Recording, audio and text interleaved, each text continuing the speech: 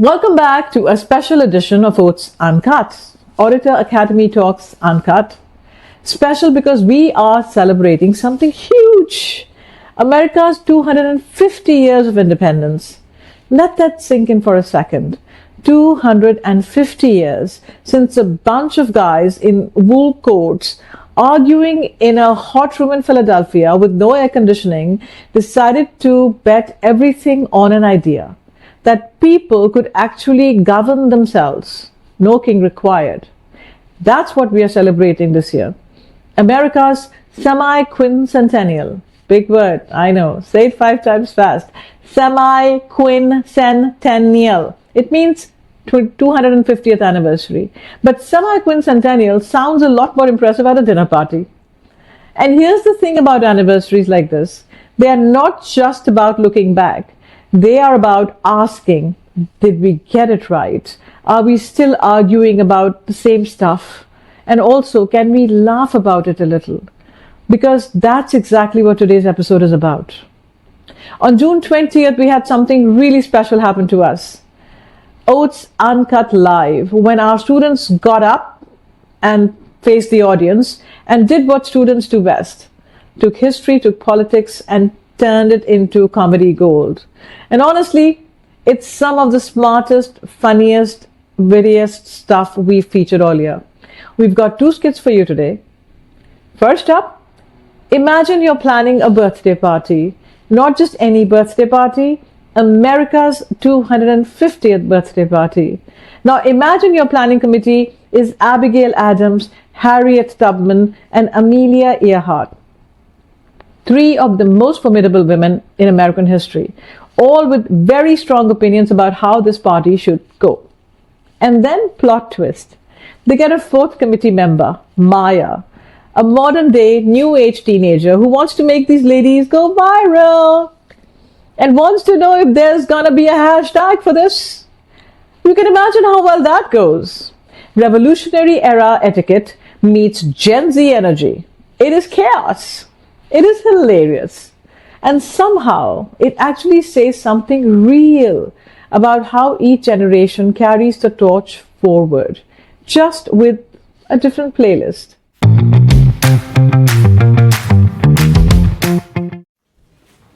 Everything must be perfect. It's not every day that a nation turns 250 years old. Actually, no. I was there for the first birthday, not for October cake. I never fully recovered.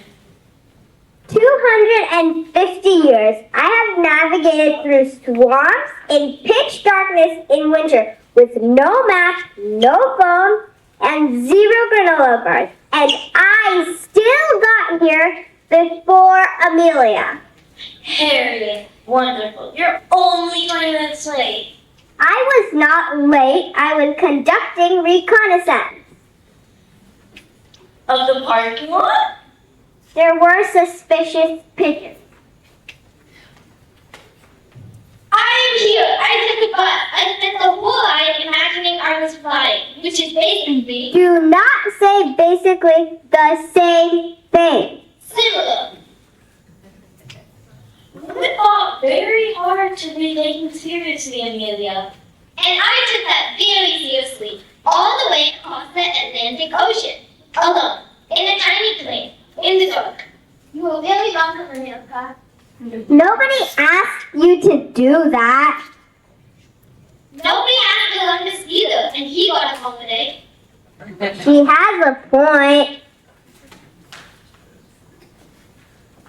Okay, so my social studies teacher said to connect with American history. So I literally Googled it, and now I'm here with dead people. No offense. I'm taken.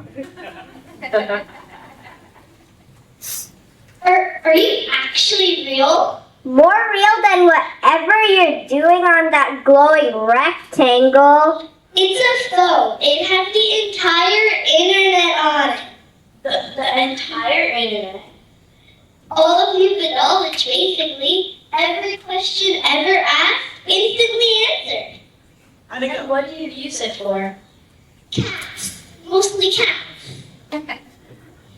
250 years of democracy for cats? I need a moment.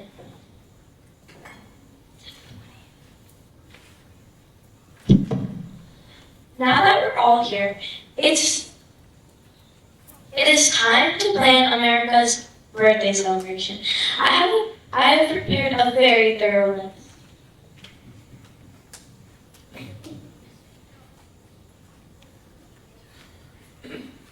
Is that a school? I like to be thorough. How many pages?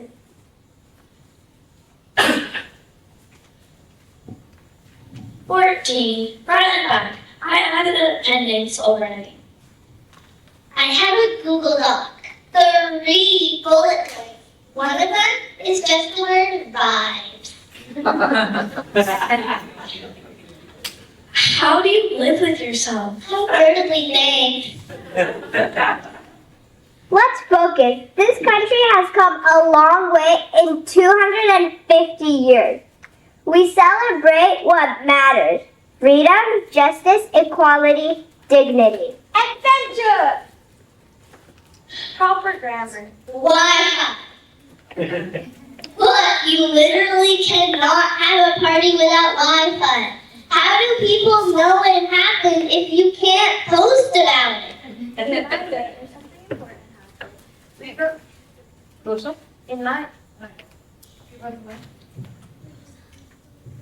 In my day, if something important happened, we wrote letters by hand with quilts. How long did that take? 3 to 6 weeks, depending on the orders. 3 to 6 weeks? My text delivered in 0.1 seconds. In my day, we sent messages through secret codes and hidden in quilts. Wait, what? That's the coolest thing I've ever heard in my life.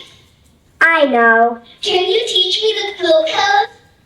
Can you put that phone down for 5 minutes? Probably. Then yes. Amelia, what are you doing? Do you hear that? Hear what? That sound up there, is that It's a ceiling fan, Amelia. magnificent?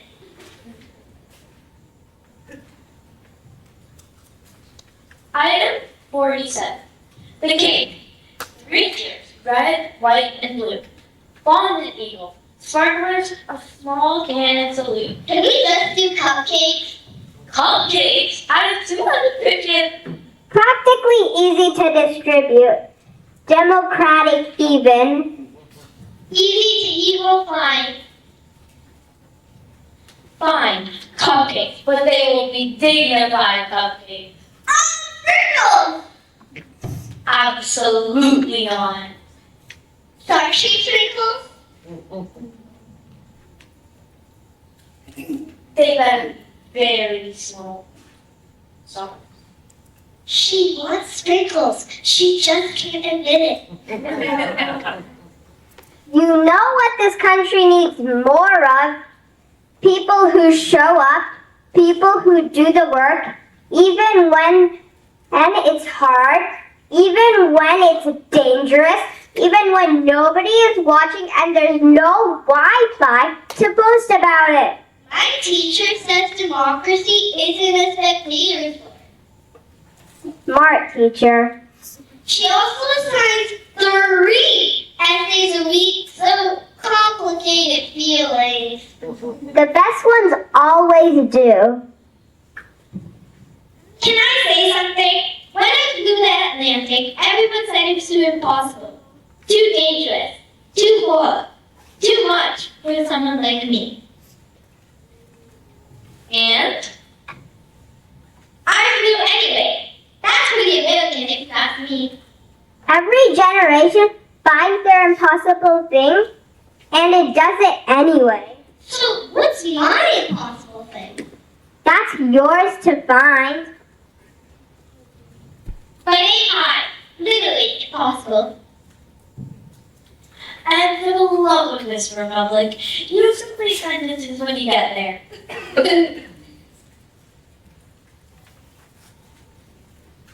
250 years. Not perfect. But always moving forward. Always reaching higher. And always showing up. Happy birthday, America! The second skit is a personal favorite. A full-blown state debate. 5 states walk into the room. New York, New Jersey, California, Texas, and Idaho. And they're not here to be very polite. Every stereotype, every rivalry, every my state invented that, it's all on the table. New York's got the attitude. Jersey's got something to prove. California's convinced it's basically its own country. Texas will remind us it was its own country. And Idaho, well, Idaho just wants everyone to appreciate a good potato. It's ridiculous. It's regional pride taken to its most gloriously absurd conclusion. And it's a reminder that part of what makes this country work messily, loudly, imperfectly, is that we've never all agreed on anything. We just agreed to keep debating it out instead of doing something worse. That's kind of the whole story of America, isn't it? A 250-year argument that somehow keeps moving forward. Founding mothers who never got their due, getting their due. States that can't agree on pizza, let alone politics, sharing one flag anyway. And teenagers, new age, old age, every age, inheriting the whole complicated, beautiful mess and finding a way to make it their own. So before we get into it, a huge thank you to our students Anika, Swana, Anika, Rena, Sanvi, Yvonne, Ken, Parth, and Anaya, who put in the work, brought the jokes, and reminded all of us that the best way to understand history is to laugh with it, not just at it. All right, let's get on with it. Happy 250th America. We love you.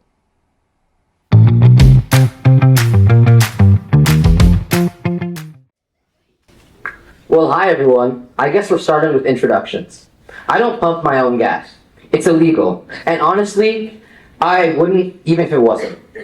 I've got sandwich spots that would make a Michelin star chef cry. And yeah, I'm a little aggressive.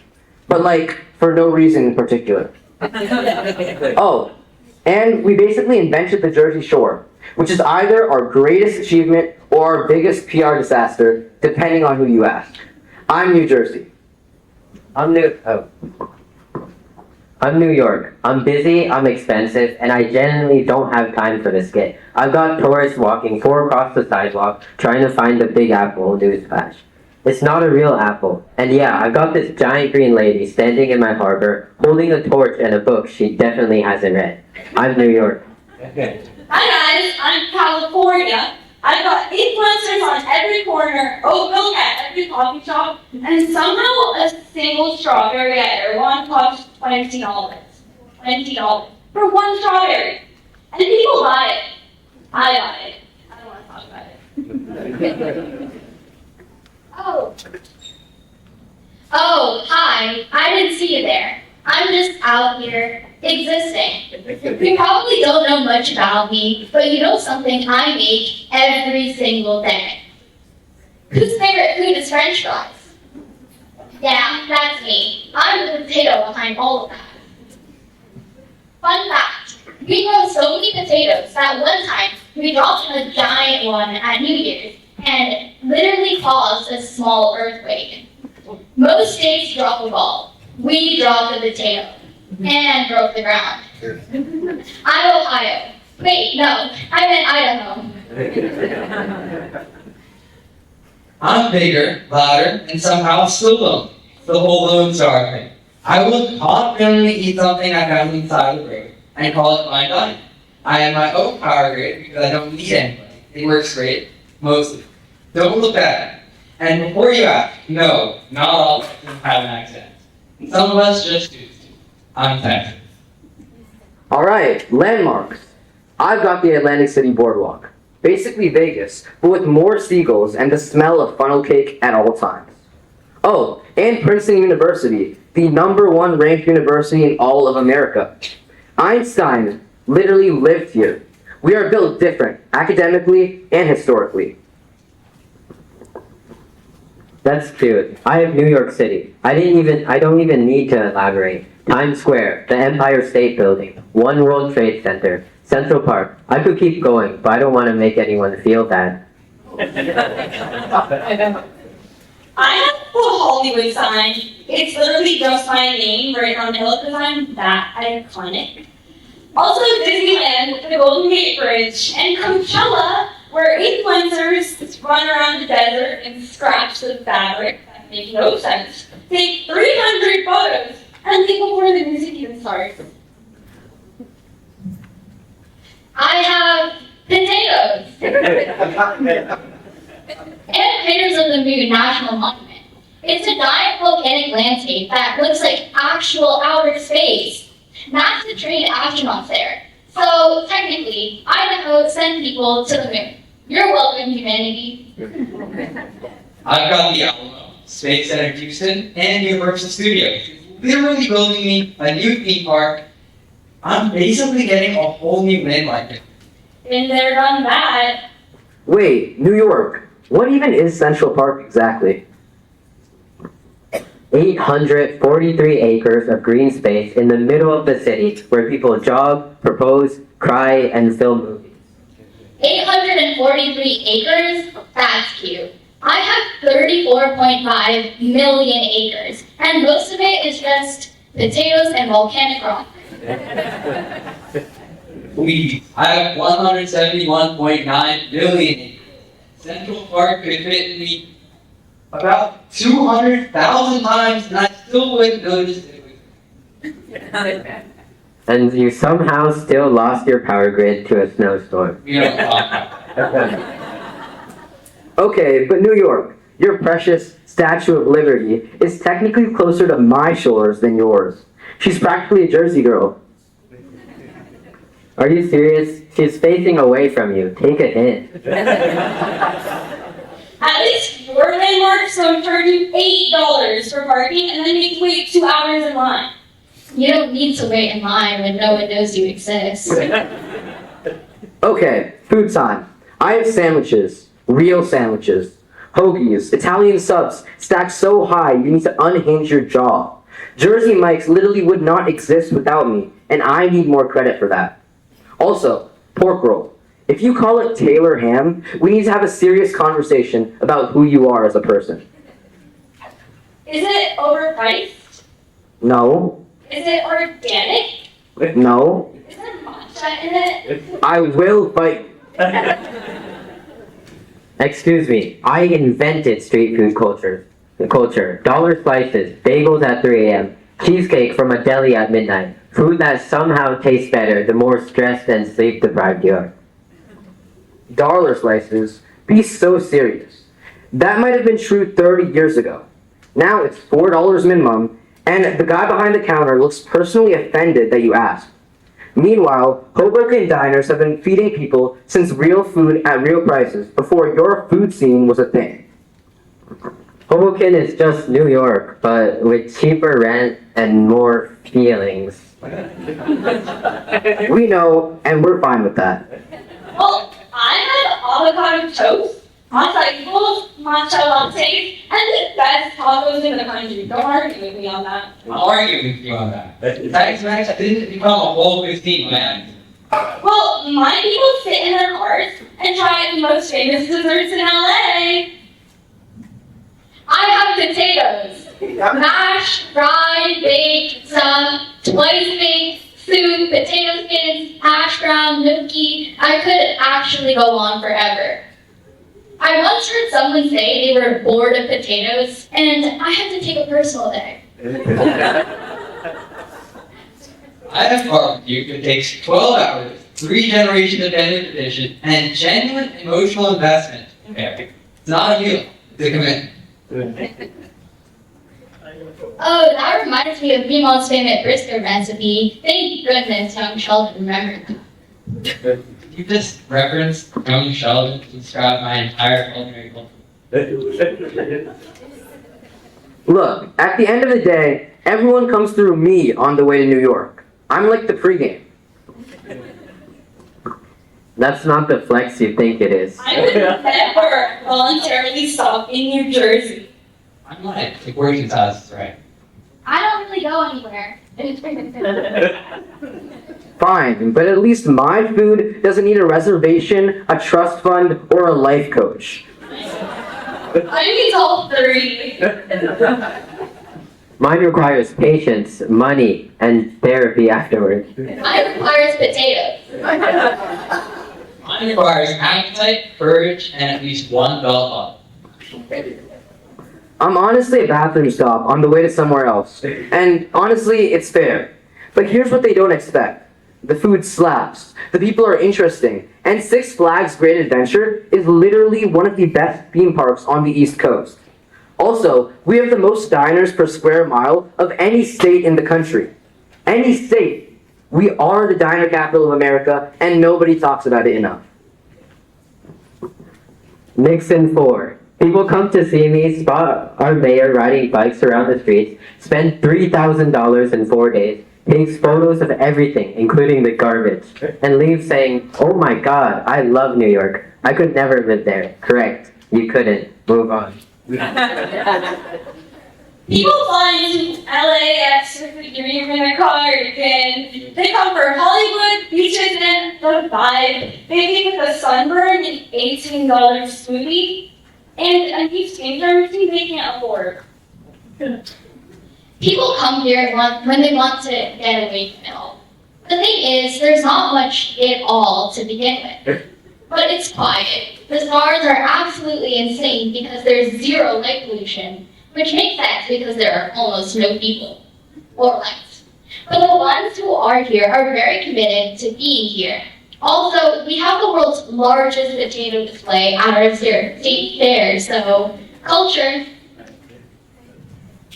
People think visiting me is a great weekend trip. It is not. Texas is not a city. Texas is a continent with a flag. They come for barbecue and boots, then realize Houston and Dallas are 4 hours apart, and they accidentally sign up for a road trip across their entire vacation. At least your tourists know you exist. That's fine. I prefer it this way. You know what? I respect that. We Jersey people respect someone who doesn't care what anyone thinks. That's basically our whole personality. Same. I don't, but I respect your right to feel that way, and I'll write my wellness journal tonight. All right, final thoughts? Nixon 5. That's not a thought. I respect. I don't understand.